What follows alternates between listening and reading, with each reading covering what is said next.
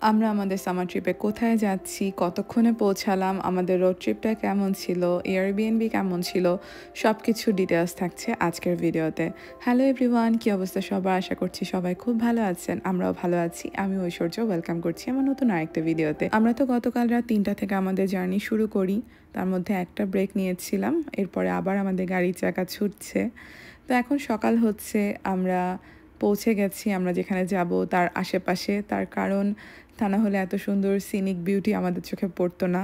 আমরা যেখানে থাকি ওটা একেবারেই প্লেন ল্যান্ড, আশেপাশে পাহাড়ও নেই, বন জঙ্গলও সেরকম নেই, সমুদ্রও নেই, যার জন্য কোথাও ঘুরতে গেলে চারপাশে জানালার বাইরের দৃশ্যগুলো যখন চেঞ্জ হয় তখন আসলে মুগ্ধ হয়ে আমরা দেখি।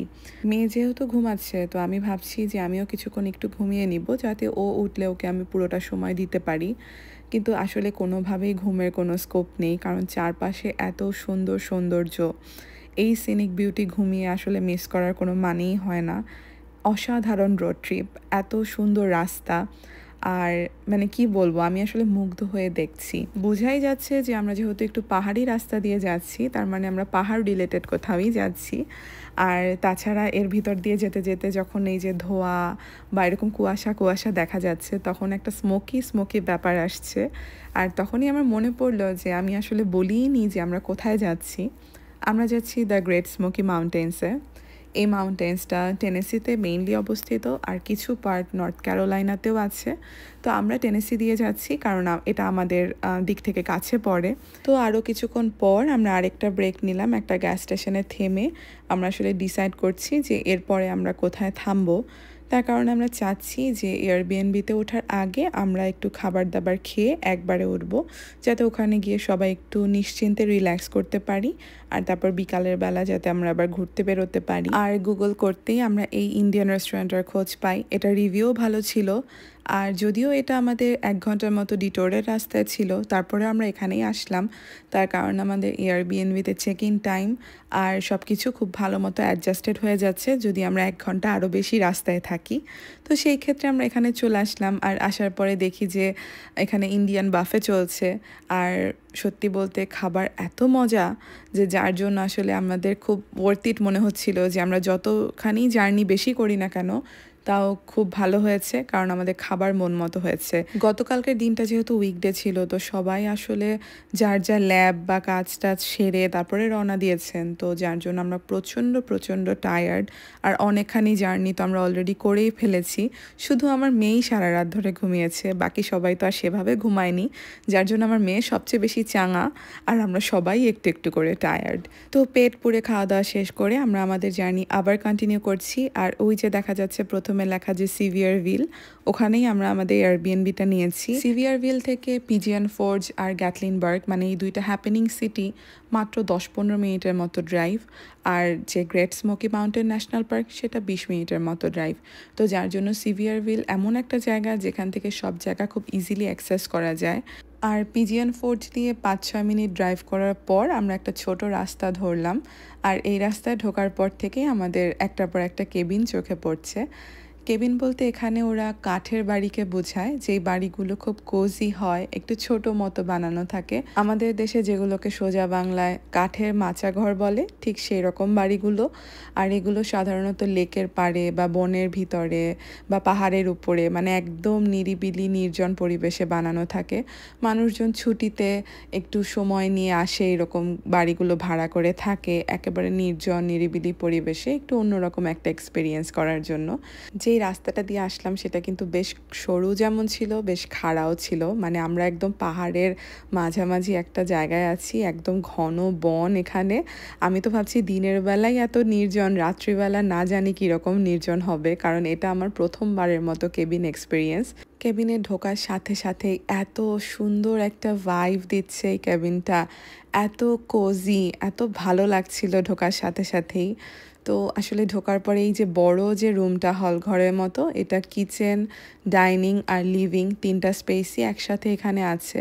খুব সুন্দর করে ডেকোরেট করা, সব ধরনের ফ্যাসিলিটিস এটার ভিতরে আছে, ফায়ারপ্লেস, টিভি, ওয়াইফাই থেকে শুরু করে সব কিছুই। তো এর পাশে একটা বেডরুম, এখানে একটা কিং বেড আছে, এখানেও আলাদা একটা টিভি রাখা আছে, আর এর সাথে অ্যাটাচ যে বাথরুম আছে সেটাও আছে। আর বাথরুমটা তো বিশাল বড়, মানে আমার কাছে মনে হচ্ছে এটা পুরো একটা বেডরুমের সমান। এদিকে আছে একটা লম্বা বারান্দা, এই বারান্দাটায় লিভিং রুম দিয়েও যাওয়া যায়, আবার বেডরুম দিয়েও অ্যাক্সেস আছে। তো এখানে আসার পর দেখলাম চা খাওয়ার জন্য খুব সুন্দর দুটো চেয়ার রাখা, সাথে রকিং চেয়ার আছে। আর ওই যে বারান্দার ওই মাথায় আছে একটা হট টাব বা জাকুজি। আর এখানে আবার দোতলাও আছে আমাদের ঘরের ভিতরে। দোতলা বলতে এটা পুরোপুরি দোতলা না, এটাকে লফট বলে, মানে ওই যে মাচা বলতে যেটাকে বোঝায় তেমনই। তো দোতলায় কিছু ইনডোর গেমসের ব্যবস্থা আছে। আর ওই যে দেখা যাচ্ছে আমাদের গাড়ি পার্ক করার সামনে, আর এক পাশে একটা বেড আছে, এখানে এটাও ডাবল বেড, মানে দুজন ইজিলি শোয়া যাবে। আর ওপর থেকে লিভিং রুমের ভিউটা খুবই সুন্দর লাগে দেখতে। আর যেহেতু পুরো সিলিং জুড়েই জানালা করা, যার জন্য আশেপাশে বড় বড় গাছের মাঝ দিয়ে যখন রোদ ঢুকে তখন দেখতে খুব খুব সুন্দর লাগে। এটা আমাদের জন্য একদম নতুন একটা এক্সপিরিয়েন্স। আমার মেয়ে সহ আমরা মোটমাট 7 জন। তো যেটা মেইন বেডরুম সেখানে একটা কিং বেড আছে, তার মানে ওখানে 3 জন থাকা যাবে। উপরের যে বেডটা আছে সেখানে 2 জন থাকা যাবে। আর এখানে যেই বড় সোফাটা আছে এটাকেও কিন্তু বেড বানানো যাবে, এখানেও 2 জন থাকা যাবে। তো আমরা 7 জন খুব ইজিলি এই কেবিনটার ভিতরে অ্যাকোমোডেট হয়ে যাব। আর কিচেনটাও একদম ফুল কিচেন যেটাকে বলে, এর ভিতরে সব ধরনের রান্না করার যাবতীয় যা কিছু লাগে সব কিছুই আছে, সব ধরনের অ্যাপ্লায়েন্সেস আছে, যেটা আমাদের জন্য খুব ইম্পর্টেন্ট ছিল, কারণ আমাদের রান্না করে খাওয়ার প্ল্যান আছে।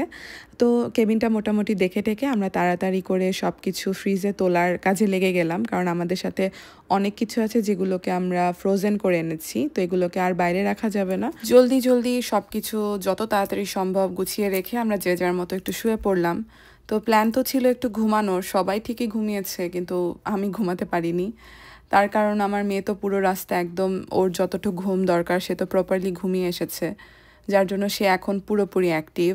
আর তাছাড়া এতখানি রাস্তা ওর কার সিটে ছিল, নড়াচড়া করতে পারেনি, তো সেজন্য সে এসে একদম পুরো দমে হাত পা ছুড়ে খেলাধুলা শুরু করেছে।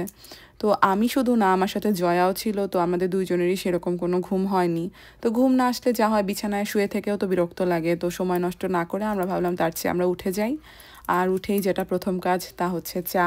আমাদের তো চা ছাড়া চলেই না, তো জয়া উঠেই চা বসিয়ে দিল। আর এদিকে আমি একটু পেঁয়াজ টেয়াজ কেটে প্রিপারেশন নিয়ে রাখছি, কারণ আমরা এখন আসলে চা খেয়ে ঘুরতে বেরোবো। তো ঘুরে টুরে এসে রাতে খাবারের যে ব্যাপারটা, তার আগে কিন্তু আর কোনো রান্নাবান্না বা কোনো কাজ করতে ইচ্ছা করে না, যেহেতু অলরেডি আমরা অনেক অনেক টায়ার্ড, আর ঘুরে এসে আমরা আরও টায়ার্ড থাকবো। তো সেই জন্য এখন যতটুকু প্রিপারেশন নিয়ে রেখে যাব ততই বেটার।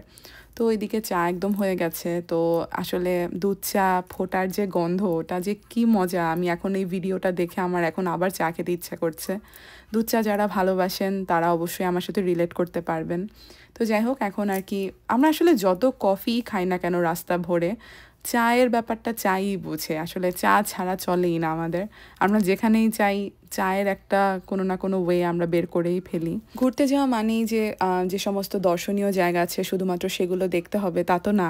নিজেরা একসাথে থাকা, একসাথে খাওয়া দাওয়া, গল্পগুজব, এই যে মেমোরি ক্রিয়েট করা, এগুলো আমাদের কাছে খুব ইম্পর্ট্যান্ট। আর যেহেতু আমি আর আমার মেয়ে বাদে ওরা সবাই স্টুডেন্ট, তো আজ বাদে কাল সবার কোর্স শেষ হয়ে গেলে, পিএইচডি শেষ হয়ে গেলে কে কোথায় চলে যাবে, চাকরি সূত্রে হোক আর যে সূত্রেই হোক, তার তো কোনো ঠিক ঠিকানা নেই। তারপরেও এখনকার যে সময়টা যাচ্ছে সেটা এনজয় করা খুব জরুরি। তো আমরা যে কেবিনের মাঝখানে বসে সবাই মিলে 1 কাপ গরম চায়ে চুমুক দিচ্ছি, এই মেমোরিটাও সারা জীবনের জন্য তোলা থাকবে। তো যাই হোক, এরপরে আমরা কোথায় বের হচ্ছি না হচ্ছি সব কিছু আমি শেয়ার করছি আমার নেক্সট ভিডিওতে। তো সবাই ভালো থাকবেন, আর আমার ভিডিও ভালো লাগলে একটা লাইক, কমেন্ট আর সাবস্ক্রাইব করবেন আমার চ্যানেলে। ভালো থাকবেন সবাই, টাটা।